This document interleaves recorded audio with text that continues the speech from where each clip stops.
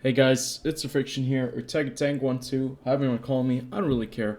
Welcome back to World of Tanks, where today it's Advent Calendar Day 18, and it is the Skorpion G! The Skorpion G! Now, this is probably going to be the tank that is going to be picked up by the most players, because the Skorpion G always has been a fan favorite ever since it was released in the year 2016. So how much is this bad boy going to cost you in gold? 10,100.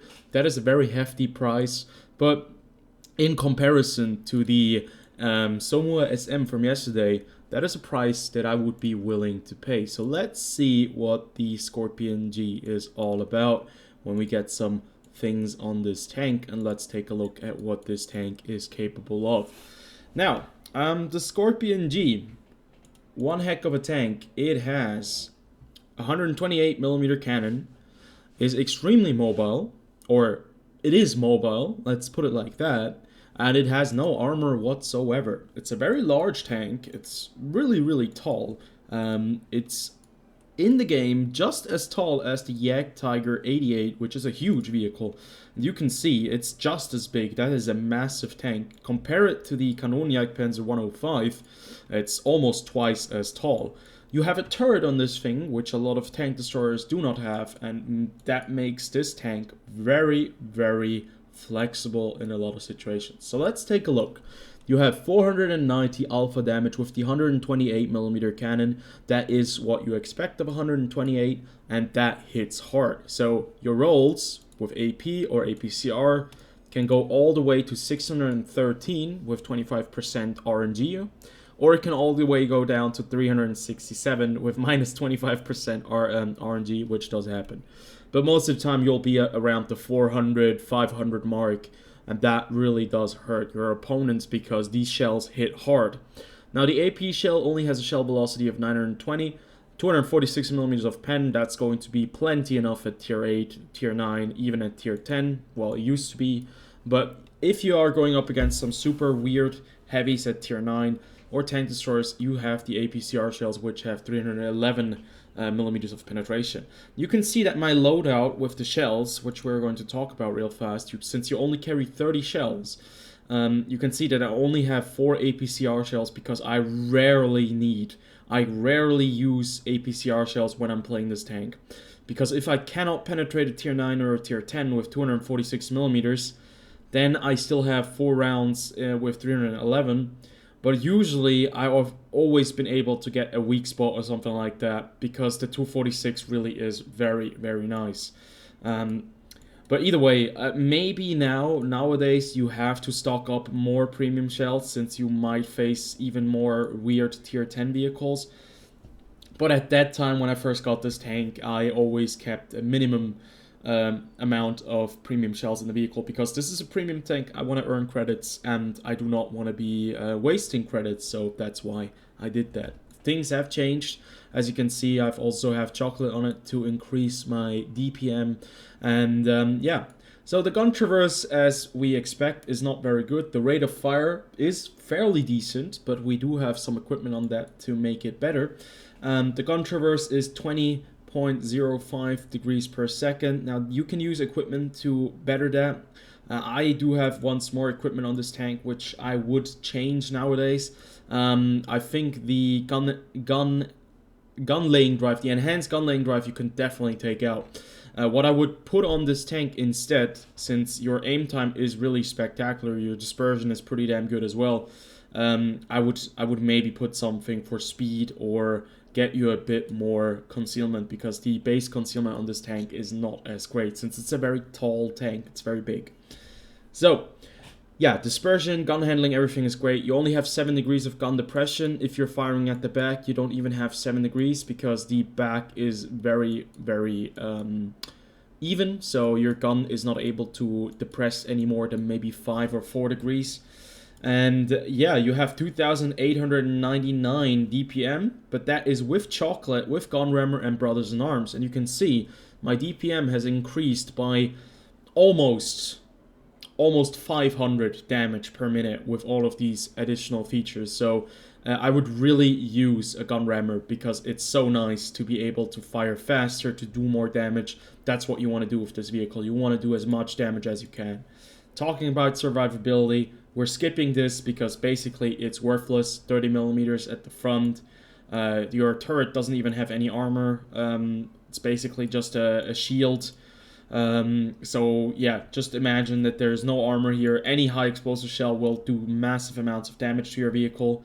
Don't ever expect anything to bounce. You only have 1150 HP as well. This is the biggest weak spot of this tank, having no armor, but it makes it balanced, but at the same time also gives it a very nice little, mobility boost.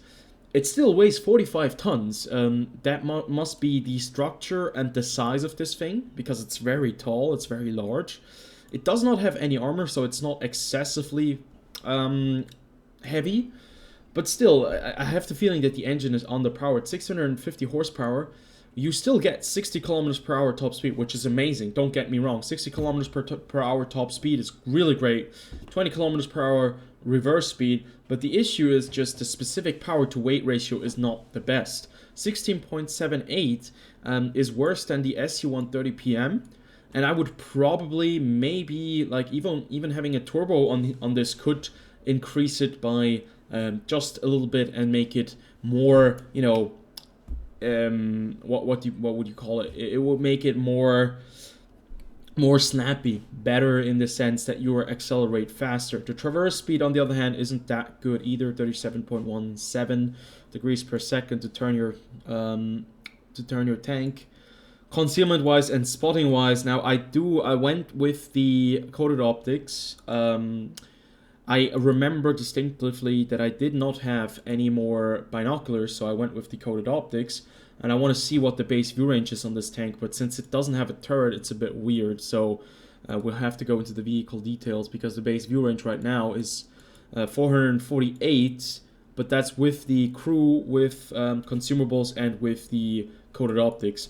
Either way, 448, I think if you have all of these things and you have the crew trained for spotting as well, as much as you can, right here, and recon, I think this tank can work a lot better. I much rather have more view range than more concealment. Even though concealment is very important, I think you can work with the 356. So I had the two options between either going for more concealment or going for spotting, and I decided to go for spotting. Obviously, you could go for a stationary kind of build where you use camo net as well.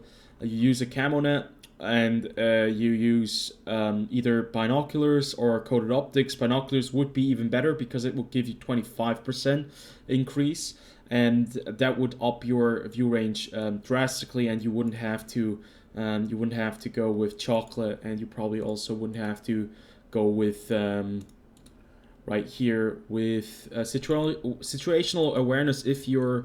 No, never mind. Your radio operator is not your loader, so yeah, I would definitely go with situational awareness over there. But for your commander, someone has to be the loader. Your commander is the loader. Intuition, the intuition perk nowadays is really, really good, so I would definitely try to go for intuition as well.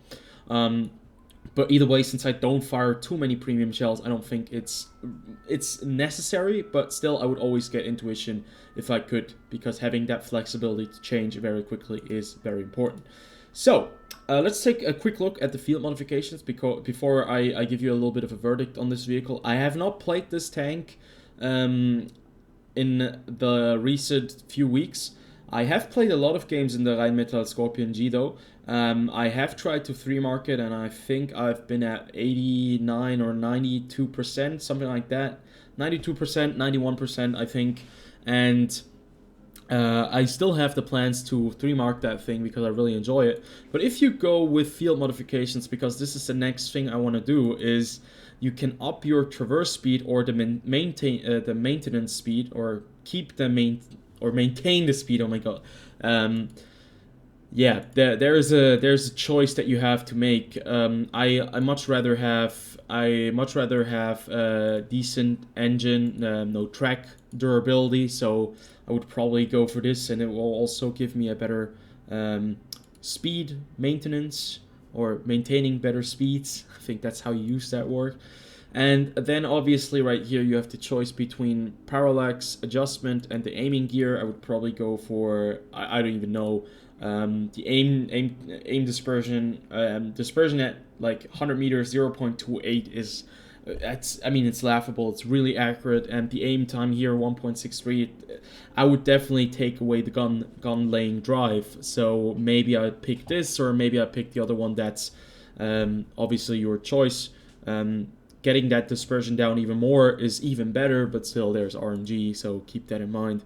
Then you can up the concealment, or you can up the spotting, which is quite nice. Now that, in my opinion, I would rather go for more spotting, since I already have a loadout that is for spotting. And it doesn't really, like the 6% additional concealment doesn't really add that much. Both of them don't really add too much, to be fair, for me, so yeah. Still, you could go for either one. Then scouting and survivability. Now, completely go away from survivability because you have no armor. Doesn't make any sense. Go for scouting, have coated optics or binoculars on it, and then pick something else for the third slot. I would definitely go away with the enhanced gun laying drive. I am going to be fixing all of the equipment on most of my premium tanks in the near future, but up until then, up until I have enough credits, I will not be touching any of it, so I'll have to live with it. And I've lived quite good with that because I have 274 games, 62% win rate on it. Right now we're probably at 85. Yeah, we're at 85.